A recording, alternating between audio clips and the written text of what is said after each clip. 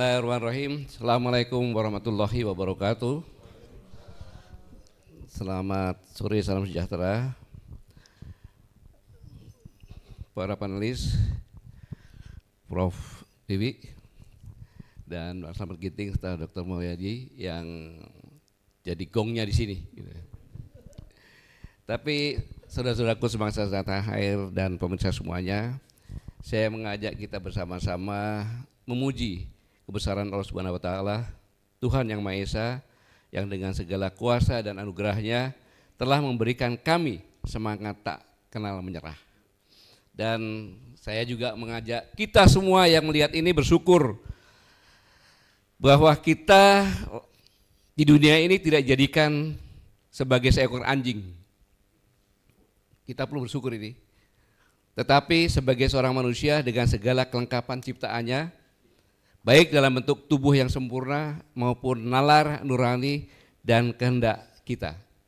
Disinilah kita sebagai manusia bersama-sama menggunakan nalar dan nurani serta kehendak kita untuk menyelamatkan negeri ini yang tidak dalam keadaan baik-baik saja. Dan sebelumnya saya sampaikan bahwa menyikapi kondisi terakhir sejak peristiwa 25 sampai dengan terakhir, Koalisi Aksi Menyelamatkan Indonesia tidak diam-diam saja. Tapi seperti biasa kami belanja makalah dan diskusi sudah dilakukan sejak hari Rabu. Saya terima kasih Dr. Antoni Budiawan, Bapak Gede Sandra STMSE Ekonomi IPB, kemudian Bapak Agus Susri Ardiansah Serikat Tani Indonesia, Bapak Reza Indragiri Ameril pakar psikologi forensik, dan Profesor Sigit Rohadi Guru Besar Sosiolog UNAS, dan Profesor Husni Umar Sosiologi Politik, dan hari Kamisnya Ibu Fitri Santi PhD, Dr. Ubedillah Badrun, Kandidat Dr. Gedesiana, Dr. Tengku Sahrul, Kombes Pol Purnawan Alfon Lemau, dan Dr. Hendrajit telah berbicara cukup banyak dari berbagai basic ilmu. Dan yang terakhir barusan sama-sama kita menyaksikan Profesor Siti Zuhro, Dr. Mulyadi, dan wartawan senior pengamat militer yang luar biasa Bapak Slamet Ginting. Saya sedikit agak mengupas tapi singkat-singkat saja bahwa kondisi ekonomi kita sedang terpuruk sebenarnya. Dengan kejadian yang kemarin, masyarakat yang marah dengan aksi belakang ini akan menyusul krisis moneter kalau kita tidak hati-hati. Finansial kita sudah masuk, finansial. Karena memang penerimaan negara kita hanya 8,5% dari PDB. Dan aksi ini murni dari dalam negeri, karena itu hanya kemarahan pabrik yang sudah rentetannya panjang. Dan sejak tanggal 18 Agustus di Jogja, kami sudah menceritakan ini semuanya, di mana semua dilakukan, kemarahan-kemarahan pabrik dibuat oleh kabinet terima kasih, yang intinya pembusukan terhadap presiden, seolah kebijakan semua itu adalah presiden. Dan kabarnya hanya puncaknya saja itu, yang saya katakan bahwa apa yang dilakukan oleh Menteri Keuangan dengan pemangkasan dana daerah sampai 24% dan selama 10 tahun paling rendah, ini akan menyebabkan bom waktu, muncullah Pati, Bone dan sebagainya. Jadi bukan salah pemerintah daerah sebenarnya, tapi ini memang ya gimana pemerintah daerah untuk bayar gaji nggak bisa, yang dia punya cuma menaikkan pajak PBB dan retribusi. Kemudian kenapa marah? Karena gini rasio sangat tinggi. Ini di Indonesia kan 3,8, tapi di Jakarta 4 loh itu. Rasionya tinggi, jadi itu mudah terbakar. Di Bandung kan juga mudah terbakar karena ketimpangan ini. Kemudian juga kita telah menerapkan apa yang dikatakan Prof tadi, bahwa kita ini sudah beliau ikut demonstrasi, diharapkan lebih baik, tapi justru kebalikannya lebih buruk ya. Karena kita sudah melaksanakan kebijakan neoliberalisme selama 20 tahun. Mungkin waktu itu kamu buat undang-undang yang neoliberalisme, ya kan? Atau tidak saya suntik dana sehingga tambah krisis berlanjut. Bisa jadi juga seperti itu. Dan kemudian yang menyedihkan lagi bahwa perbankan itu kredit 85% itu untuk pengusaha besar. UMKM cuma sekitar 15%. Ini yang membuatkan ini. Kemudian yang membuat ekonomi tidak jalan lagi karena bank harus membeli surat hutang ke negara. Seharusnya bank ini kan untuk pembisnis, sehingga ekonomi tidak berjalan.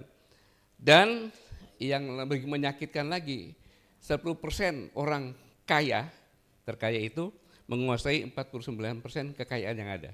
Dan sisanya 90% untuk rakyat. Jadi kita lebih neoliberalisme dari Amerika yang hanya 47%. Bayangin kita, negara hebat kan kita kan, ini. Sehingga ya ekonomi kita seperti ini. Apalagi kalau kita bicara tentang masalah tanah dan sebagainya, PSN dan sebagainya, ini sangat menyakitkan. Apalagi kalau kita bicara masalah pertanian, saya pesimis bisa swasembada pangan. Karena petani kita ini kebanyakan buruh tani. Kalau toh bukan buruh tani, dia punya setengah hektar. Padahal logika berpikirnya untuk bisa petani yang hidup itu minimal 2 hektar. Dan pupuk, kita petani diberikan pupuk. Tetapi pemerintah membiarkan pupuk itu beredar. Maka pertanian dengan perkebunan hanya bersebelahan. Dan perkebunan lebih kuat, maka subsidi tani ini diambil oleh perkebunan. Ini yang harusnya kita kawal untuk menyelamatkan petani. Selanjutnya, yang menyedihkan petani gurem adalah petani yang tidak punya tanah sama sekali, buruh tani, adalah 3 juta kepala keluarga. Bukan 3 juta jiwa, tapi 3 juta kepala keluarga. Inilah yang seharusnya menjadi perhatian, tetapi saya menginjak ke orang yang mengatakan amuk massa. Jadi kalau amuk massa itu adalah kambing hitam bahwa massa yang mengamuk. Iya dong, kan gitu. Tapi kalau massa yang marah, itu ada 2 sebabnya. Massa sendiri punya sebab, pemerintah juga punya sebab.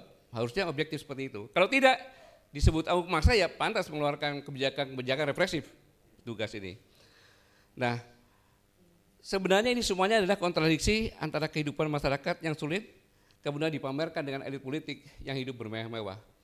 Tapi pada kesempatan ini saya ingin mengucapkan selamat kepada Bapak Jokowi yang bisa merusak negeri ini sangat luar biasa. Iya. Dari kota sampai desa, ya kan? Profesor juga mengatakan ini luar biasa. Kita ngurus KTP saja sekarang ini, ada sebagian waktu itu mantan anak buah saya, ya kan, wanita sampai jam 11 malam. Kamu bawa duit berapa? 2.500, kok bayar 500? Iya selesai Pak katanya. Jadi korupsi ini di KKN sudah berjalan. KKN-nya sangat luar biasa. Maka saya tadi mendengarkan Prof. Siti bicara itu sedih.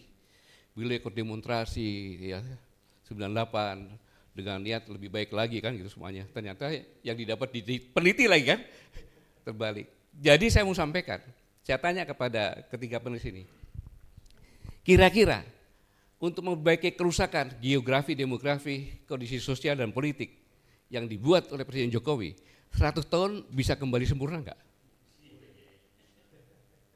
Prof, kira-kira gimana Pak? Iya.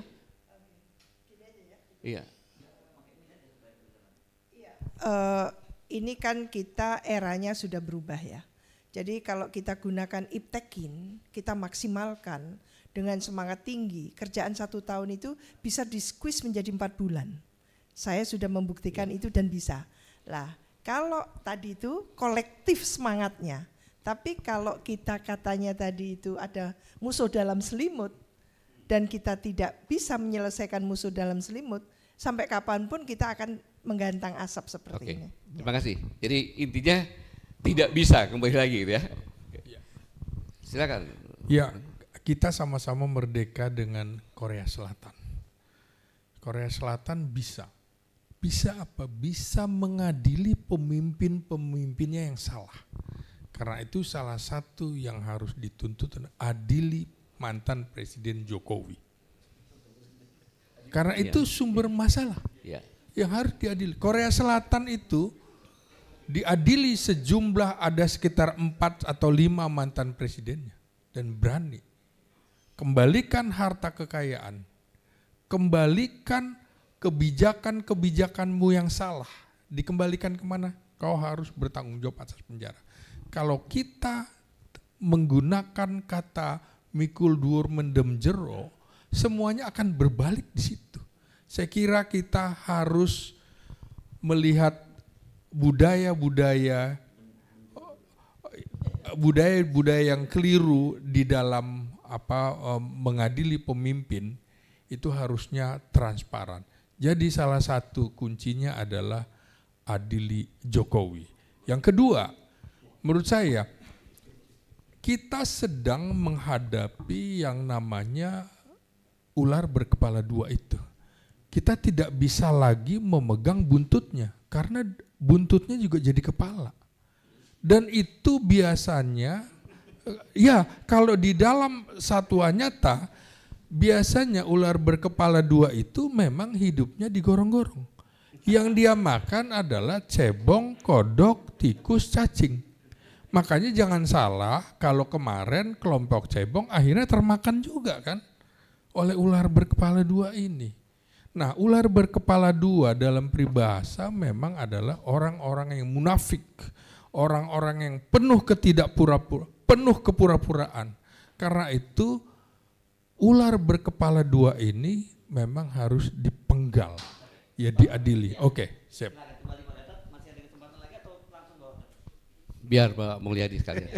Kalau saya ya, memang membutuhkan waktu gitu ya. Tapi untuk sekarang ya, apa sih susahnya mengatakan bahwa adili Jokowi? Mengadili Jokowi itu separuh masalah kita selesai. Kira-kira gitu ya. Tapi tidak selesai, tidak semua selesai. Karena kerusakan yang ditimbulkan 10 tahun itu sama dengan membutuhkan waktu 500 tahun untuk memperbaiki demokrasi gitu kan. Ini merusak demokrasi, Pak. Saya kira gitu. Terima kasih. Memang saya menyampaikan bahwa yang dibebankan kepada Presiden Prabowo sangat berat. Dirusak sedemikian rupanya, sedangkan ini belum 1 tahun kan, gitu. Tapi sudah demo dan sebagainya ini. Ini adalah bukan permasalahan salah perorangan, tapi situasi yang seperti ini. Nah, adili Jokowi itu adalah kita berpikiran positif agar publik tahu kalau tidak salah ya bersihkan namanya, kalau salah ya sesuai dengan hukumnya. Jadi adili Jokowi itu bukan berarti kita negatif kepada Jokowi, bukan. Justru kita memberikan kepastian hukum, ya kan? Sehingga anak cucunya itu melihat, oh ternyata bapak saya, kakek saya itu dianukan, dia sosok pada benar gitu. Mbak Wi sudah lihat jam 5 saya lepaskan di sini, Mbak.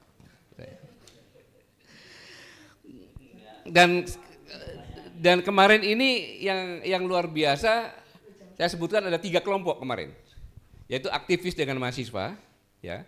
Kemudian kelompok yang benar-benar marah karena akumulasi yang dihadapi. Yang ketiga adalah kelompok yang menjadi penunggang gelap. Iya, yang buat kerusuhan, pembakaran, penjarahan. Membakar halte bus itu tidak mudah loh. Iya, harus ada persiapan. Bawa tangga, naik ke atas, bakar dan sebagainya kan itu. Ini bukan kelakuan mahasiswa. Bukan kelakuan yang marah, tidak seperti itu gitu. Nah, ini yang perlu benar-benar, tetapi sangat disayangkan aparat tidak bisa membedakan antara demonstran murni dengan melakukan pembakaran. Bahkan kebanyakan korbannya yang demonstrasi yang murni gitu. Nah, dan memang dari kesimpulan pembicara yang terdahulu, intinya adalah meminta kepada Presiden segera mereshuffle kabinet terima kasih. Sengaja saya tidak bilang Solo karena saya orang di Solo. Jadi kabinet terima kasih gitu. Ya. Yang kedua, reformasi kepolisian, ya, dan mengganti Kapolri. Dan yang ketiga adalah kembalikan independen dari KPK, sehingga kita bisa menekan. Itu intinya. Ya, tapi yang sekarang ini saya senang sekali bahwa semua pembicara ini meyakinkan saya yang akan saya bicarakan ini. Mbak Wi tadi bahwa tolok ukur dari reformasi itu adalah harusnya pelayanan publik lebih baik. Tapi ternyata terbalik kan, tidak lebih baik. Jadi dapat dikatakan reformasi ini, kalau reformasi berhasil, tetapi reformasi tanpa disiapkan dengan benar, hasilnya seperti sekarang ini. Kemudian sekarang terbelah-belah masyarakat. Bahkan aparat keamanan, tangan kanan dan tangan kiri presiden, itu tidak akur dengan tadi dikatakan. Ya, mana ada sama-sama pejabat kok saling menjelekkan. Gitu. Tadi yang anggota Kapolri tadi, dia tidak punya salah apa-apa, nganterin disabel kan, lagi di warung dicekek terus disebutkan provokator. Kemudian anggota Intel juga, kalau aparat tahu pasti dia nggak seperti itu, dia tidak mendiskreditkan. Padahal tangan kanan presiden itu pada saat tertib sipil itu polisi tangan kanannya, pada saat darurat militer itu tentara. Ini yang perpecahan. Ini perlu saya sampaikan karena konflik ini sangat berbahaya. Bukan hanya masyarakat saja yang berkonflik, tetapi sudah sampai dengan kepada aparat yang berkonflik. Ini sangat berbahaya. Maka saya ingin mengingatkan bahwa konservatif mengatakan bahwa ada banyak cara sebuah negara bisa mati. Ia bisa mati karena sikapnya yang abai, karena ketidakpeduliannya dan ketidakmampuannya untuk mengenali dan menyelesaikan masalahnya sendiri. Tetapi yang paling gawat adalah ia bisa mati karena pertentangan internalnya yang merobek-robek eksistensinya sendiri. Kita lihat kautunya mereka ini adalah dua-duanya ada di kita. Kita lupa mencari akar permasalahan yang sebenarnya. Untung tadi disindir sedikit oleh Pak Wi tadi, yang saya tangkap sambil saya mendengarkan tadi. Saya mendengar di sebelah sana Pak Wi. Saya tangkap itu bahwa reformasi itu dapat dikatakan gagal karena pelayanan publik. Nah, inilah yang kita tidak peduli dan tidak mampu mengenali penyelesaian masalah-masalahnya sendiri. Yang kedua, perpecahan kita sendiri. Ini jangan main-main. Ini teori yang sudah diteliti. Kemudian saya ingat lagi, perubahan adalah sebuah kekuatan yang dahsyat. Reformasi dahsyat memang itu. Yang sebaiknya direncanakan, dikelola, atau ia akan menjadi kontraproduktif, bahkan berujung kegagalan. Ya ini sekarang ini. Emosi semuanya pokoknya ganti presiden segala macam kan, tapi abis itu dia tinggalkan. Di ruang DPR nggak diawasi, akhirnya undang-undangnya seperti itu. Gitu. Tapi ada juga Jean-Jacques Rousseau mengatakan bahwa kita ini punya modal yang disampaikan oleh beliau. Tidak ada patriotisme tanpa kemerdekaan. Tidak ada kemerdekaan tanpa kebajikan, tidak ada kebajikan tanpa warga bangsa. Maka buatlah warga bangsa yang baik dan kau akan memiliki semua yang kau perlukan bagi sebuah negara. Tanpa warga bangsa yang baik, yang kau punya hanyalah budak-budak dari mulai penyelenggara negara sampai dengan rakyat biasa. Pas kan dengan kondisi kita sekarang ini? Penyelenggara negara budak penguasa, budak pengusaha. Ya. Nanti kenapa itu saya jelaskan. Apalagi rakyatnya, budak dari semuanya gitu. Jadi tanpa ekonomi dan tingkat kesejahteraan yang baik, republik itu tidak akan ada. Dan dalam hal ini sebaiknya otoritas publik bertindak sebagai orang tua terhadap anak-anaknya. Ya harusnya kan pemerintah itu sebagai orang tua kepada anak-anaknya. Kalau tidak mengatakan rakyatnya Tuhan, anggaplah sebagai anak-anaknya sendiri yang dia asuh. Dan Otto von Bismarck menyampaikan bahwa ini yang parah. Penyakit mental di kalangan bawah masyarakat relatif mudah untuk dikenali dan demikian juga penyembuhannya. Kita udah tenang sebentar aja, rakyat biasa. Tapi penyimpangan mental elitnya lebih sulit dideteksi dan rehabilitasinya pun bisa berkepanjangan. Sudah menjabat, masuk KPK, masuk, keluar lagi, jabat lagi, masuk KPK lagi. Itulah penyakit kita ini. Dan ini teori yang menyampaikan ini, dan sudah diuji. Maka saya mengingatkan, Sayyidina Ali bin Abi Thalib menyampaikan, tiada kemelaratan yang lebih parah dari sikap abai dan masa bodoh. Jadi kita mengajak kita semuanya, janganlah kita bersikap abai dan masa bodoh. Mengapa demikian? Tersinggung boleh, tidak tersinggung boleh. Bahwa sebenarnya demokrasi kita ada demokrasi sembako. Iya. Demokrasi kita ada demokrasi pakai sembako. Yang mengatakan one person, one food. Demokrasi dijual harga murah. Satu suara cukup sebungkus sembako. Kalau tambahan 50.000 boleh 100.000. Masa depan bangsa ini jadi taruhan. Jadi jangan marah sama anggota DPR. Jangan marah dengan wali-wali seperti itu. Wong dia bisa jadi dari sembako kok.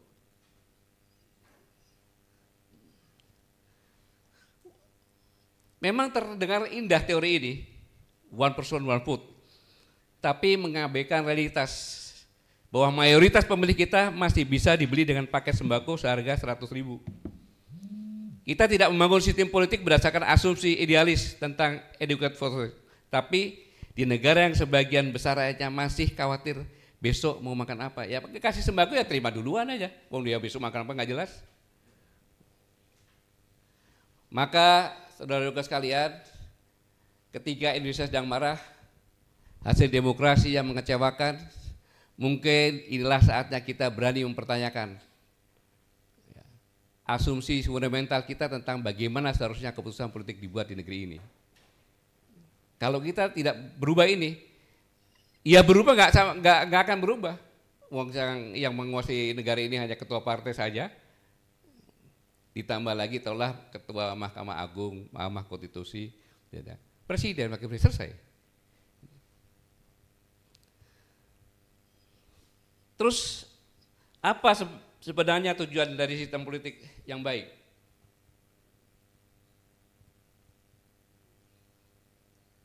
Jadi tujuannya bukan untuk memenuhi idealisme teoritis tentang quality atau freedom, bukan untuk membuat semua orang merasa diwakili atau berpartisipasi, tapi tujuannya adalah sistem politik yang baik adalah menghasilkan keputusan kolektif terbaik untuk kesejahteraan dan jangka panjang masyarakatnya. Ini tujuannya sebenarnya. Inilah yang seharusnya kalau benar-benar kita sepakat dengan definisi ini, maka pertanyaan berikutnya apakah ketika sistem demokrasi bisa dibajak dengan modal berapa miliar rupiah untuk membeli jutaan suara, apakah itu masih demokrasi? Pak Mulyadi? Jelas jawabannya tidak ya Pak Mulyadi ya. Semua suara memiliki kualitas informasi dan pertimbangan yang sama. Masa seorang Profesor Siti Suro, maaf, dalam voting itu sama dengan orang yang sedikit gila tapi belum masuk rumah sakit bisa memilih. Loh, buktinya gitu kan? Atau minimal karena lihat merah, kuning, biru, ya dengan pakai sembako kita pilih itu. Seorang profesor, seorang doktor, gawannya. Terus entah apa kalau voting. Ini sebenarnya yang dapat dikatakan kalau menurut bahasanya Mbak Bi tadi, wong pinter lan wong edan, ya kan? Suaranya podo wae. Ini realisme sebenarnya. Kualitas keputusan tidak bisa dihasilkan dari kuantitas suara, tapi mempertimbangkan kualitas pemikiran dan semua yang dibalik suara itu seharusnya. Di pemilu terakhir di tempat-tempat miskin itu antara 50 sampai 150. Antara 50 sampai 150. Karena mereka sebagian belum tahu besok mau makan apa. Bayangkan. Plus janji-janji kosong tentunya kan. 50 plus janji kosong. Nah, maka ketika sistem demokrasi bisa dibajak dengan modal tersebut, maka plutokrasi yang menang adalah yang punya uang paling banyak untuk membeli suara rakyat miskin. Uang banyak dari mana? Dari pengusaha. Biasa bupati DPR itu kok daerah mendekati pengusaha, pinjam uang atau transaksional dengan jabatannya akan diambil. Ini yang terjadi. Jadi kalau anggota DPR yang kemarin dicopot seperti itu, ya itu dari hasil sembako gimana? Terus pertanyaan yang lebih tragis lagi, siapa yang harus menertibkan sistem ini? KPU. KPU itu kan anggota pilihnya melalui ideal politik, ya kan? KPU dipilih melalui ideal politik dong. Bawaslu dari pemerintah juga. Iya, Bawaslu di pemerintah juga anggarannya. Maka tergantung pada pemerintah. Polisi atasannya adalah produk politik yang sama. Loh, dipilih oleh pemerintah kok. Jadi ini dengan kejadian sekarang ini sama persis. Serigala suruh mengamankan domba. Ya diterkam dombanya. Ini kan gitu sama. Kalau kita lihat, begitu polisi udah pakai Robocop kan, gebukin semuanya. Bahkan temannya sendiri pun yang kelihatan itu digebukin sampai dia tendang lagi kan. Ada yang begitu. Jadi bukan salah polisi. Bukan salah semuanya. Sistem kita yang seperti ini. Ya serigala suruh jaga domba ya meleng dimakan lah gitu kan. Maka kata kuncinya adalah kita harus dipimpin oleh hikmah kebijaksanaan dan permusyawaratan. Demokrasi yang efektif membutuhkan lebih dari sekedar perhitungan suara. Ia membutuhkan wisdom, kebijaksanaan, dan proses deliberasi yang matang. Jadi saya ini menyimpulkan dari pembicara semuanya ini biar puas gitu kan. Padahal di belakang udah ngomong gitu ya. Jadi sistem permusyawaratan dalam tradisi politik Nusantara mengakui bahwa tidak semua pendapat memiliki bobot yang sama. Ada konsep sepuh, tertua, orang terpandang. Mereka didengarkan karena popularitas, melainkan bukan karena popularitas, tapi karena kearifan dan rekam jejaknya dan kontribusi kepada masyarakat. Bukan itu. Jadi rekam jejak itu yang paling penting. Dia pernah berbuat kepada masyarakat, dianggap tertua, menyelesaikan permasalahan masyarakat. Tetapi saya ingatkan ini bukan sistem feodal atau anti demokratik. Ini adalah pengakuan realistis bahwa kualitas keputusan kolektif bergantung pada kualitas input dari mereka yang terlibat dalam proses pengambilan keputusan. Nah kalau keputusannya sembako ya keluarnya sembako. Jadi jangan nyamakan pisang itu Mossad. Jangan menyamakan pisang dengan batangnya itu. Dia motong dengan tangan kiri aja cepat, apalagi tangan kanan. Maka dia falsafah itu yang saya baca. Oh ternyata dia ngambil pisangnya, batangnya dipotong. Makanya jangan samakan pisang dengan batangnya. Gitu. Satu suara dari orang yang memahami persoalan tidak bisa disamakan dengan satu suara dari orang yang tidak paham apa-apa. Apalagi hanya tergoda dengan sembako. Jadi tidak semua orang memiliki kapasitas yang sama untuk membuat keputusan politik yang kompleks. Contohnya gini, apakah kita akan membiarkan suara untuk menentukan suatu obat yang diperlukan oleh masyarakat dengan sistem voting? Tentu tidak dong. Tentu kita mempercayakan dokter yang ahli dan farmakologi yang bagus kan gitu. Yang berkualitas. Lalu apa alternatif kita butuh? Karena adalah demokrasi berkapasitas sistem yang tetap demokratik tetapi mengakui bahwa partisipasi politik yang berkualitas membutuhkan persyaratan tertentu. Terserah apapun juga nanti. Kenapa? Politik adalah profesi yang dampaknya jauh lebih besar dibandingkan dokter tadi, farmasi, apapun juga. Karena keputusan seorang menteri dapat mempengaruhi kehidupan begitu banyak jutaan orang. Mengapa kita tidak memiliki jaminan kualitas yang sebanding dengan mereka yang akan membuat keputusan politik itu? Kita nggak punya sekarang ini. Anda lihat tuh, kabinet terima kasih. Iya kan? Bisa lihat sendiri tuh. Tanpa babi-bu, gas melon. Ya kan? Tanpa babi-bu, pulau dipindahin. Tanpa babi-bu, PTK. Ini tidak masuk akal sebenarnya. Tidak pernah terjadi zaman-zaman yang dulu seperti itu. Jadi yang kita usulkan ini adalah bukan mengeliminasi partisipasi rakyat, bukan. Melainkan meningkatkan kualitas partisipasi. Dapat memilih namun dengan informasi dan pilihan yang lebih baik. Setiap orang tetap bisa mencalonkan, namun dengan standar minimal yang melindungi kepentingan publik. Jadi saudara-saudara sekalian, Indonesia sedang marah. Rakyat sudah muak dengan hasil demokrasi yang mengecewakan. Ini adalah momentum yang tepat untuk pembicaraan jujur tentang kelemahan mendasar dalam sistem politik kita. Yang kita perlukan bukan revolusi, bukan teroris, apalagi makar atau kudeta, melainkan evolusi sistematik menuju demokrasi yang lebih matang. Bukan teroris, Bang, bukan makar, tapi evolusi sistematik menuju demokrasi yang lebih matang. Mbak Wiwi tadi mengatakan Indonesia sudah 80 tahun merdeka harusnya matang. Kan betul. Jadi saatnya kita berevolusi dari demokrasi pakai sembako ke demokrasi yang benar-benar mampu menghasilkan pemerintahan yang berkualitas, yang bisa melayani lebih baik. Kita harus berani mengakui bahwa sistem yang dirancang untuk masyarakat agraris pada abad 18 nggak bisa dibandingkan dengan abad 21, yaitu masyarakat urban digital. Nggak bisa. Tentu beda, itu dah penunjang evolusi.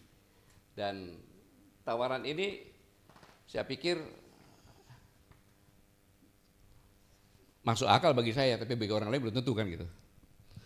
Yang kita perlukan bukanlah demokrasi yang terdengar baik di telinga, melainkan demokrasi yang benar-benar berhasil, yang menghasilkan pemimpin berkualitas dan kebijakan yang cerdas. Mengapa demikian? Karena rakyat Indonesia layak mendapat pemerintahan yang lebih baik dari sekedar siklus politik 5 tahunan. Dan layak mendapatkan sistem yang benar-benar melayani kepentingan jangka panjang bangsa, bukan kepentingan jangka pendek pengusaha politik. Badut politik, bandar politik, dan bandit politik. Gitu. Bandit politik. Kita harus seperti ini. Maka pelayanan publik yang disampaikan sebagai tolok ukur Profesor tadi adalah pelayanan publik yang baik kepada masyarakat. Demokrasi sejati tapi kualitas keputusan untuk bangsa yang kuat. Pertanyaannya adalah, beranikah kita mulai percakapan yang sulit tapi penting ini? Ataukah kita akan terus terjebak dalam ideologi zona nyaman sambil nonton Indonesia terpuruk karena governmentnya yang buruk, hasil penelitian Bu Siti Zuhro tadi. Dari ujung desa sampai ke atas buruk. Jawabannya menentukan nasib 280 juta jiwa Indonesia untuk dekade-dekade mendatang. Khususnya generasi Gen Z ini yang sekarang terkenal dengan sandwich generation. Kita harus akui bahwa kemenangan Pak Prabowo dengan Gibran, peran Gen Z ini sangat besar. 27%. Ya 27 ya, 27. Ya? Ya. Jadi wajar kalau Gen Z itu udah minta. Yang diminta sederhana kok.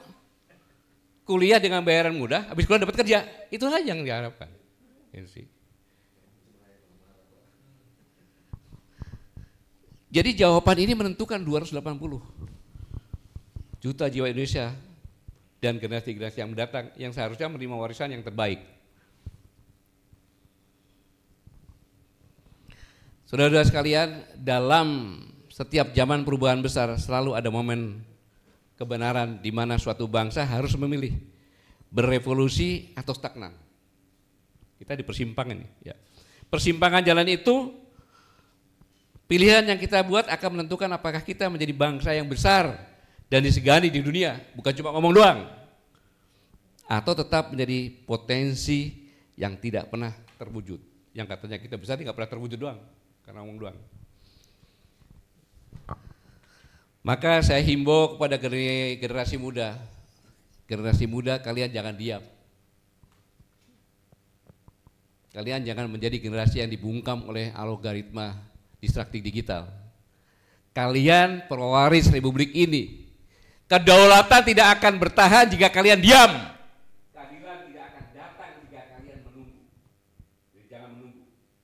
Istilahnya bangkit atau kalian punah. Bangkit atau kalian punah. Jadi saya ulangi, generasi jangan bungkam oleh algoritma dan distraksi digital. Kalian adalah pewaris republik ini. Kedaulatan tidak akan bertahan jika kalian diam, keadilan tidak akan datang jika kalian menunggu. Ini penting, maka gunakan kecerdasanmu, gunakan nuranimu, dan gunakan keberanianmu untuk menolak segala bentuk penindasan yang dibungkus pembangunan. Dalam kesempatan ini, saya menghimbau kepada segenap guru-guru besar di seluruh sivitas akademika dimanapun berada. Mari kita adakan kajian yang saya sampaikan ini dengan berbagai disiplin ilmu yang masing-masing ada di universitas, fakultas, agar bisa memberikan masukan kepada pemerintah dan seluruh rakyat evolusi yang terbaik, yang tepat dengan budaya dan tradisi terlebih sejarah panjang Nusantara, sehingga kita bisa menemukan rumusan evolusi yang jati diri Indonesia yang sebenarnya. Itulah demokrasi yang kita cari untuk melindungi bangsa ini. Saya hanya menyampaikan selamat berjuang saudara-saudaraku semuanya. Semoga Tuhan Yang Maha Esa membimbing kita semuanya, mempersatukan kita dalam langkah perjuangan menyelamatkan negara kesatuan Republik Indonesia yang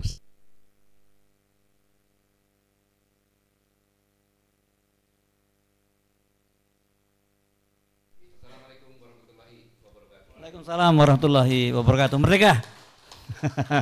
Ya, oke. Ini luar biasa ya. Bangkit atau punah kata Pak Gatot, dan ini berkali-kali disampaikan dalam berbagai kesempatan. Saya kira kalau memang nggak bangkit-bangkit juga ya pilihannya cuma punah. Gitu aja Pak Gatot ya. Terima kasih.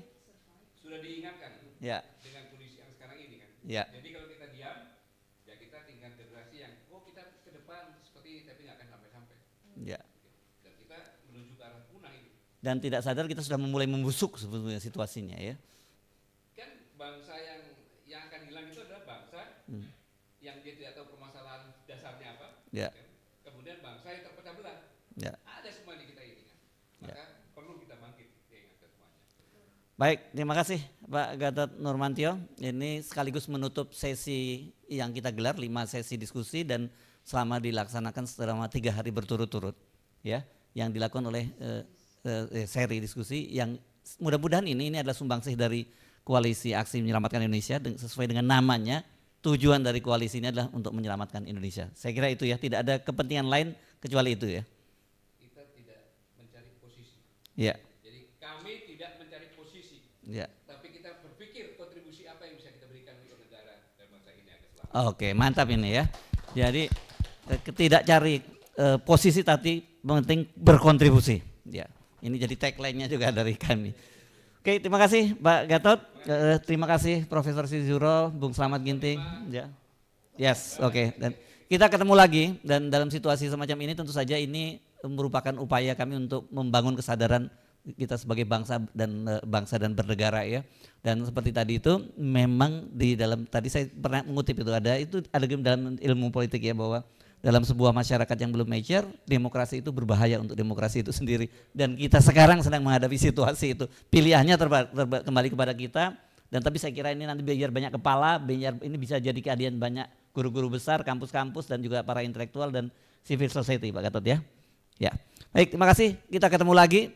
Saya nggak pengen kita ketemu lagi dalam situasi seperti ini. Harusnya kita nanti ketemu dalam situasi yang jauh lebih baik dari situ. Ya. Baik, saya Hersbun Arif mengucapkan terima kasih. Sampai jumpa lagi. Wassalamualaikum warahmatullahi wabarakatuh.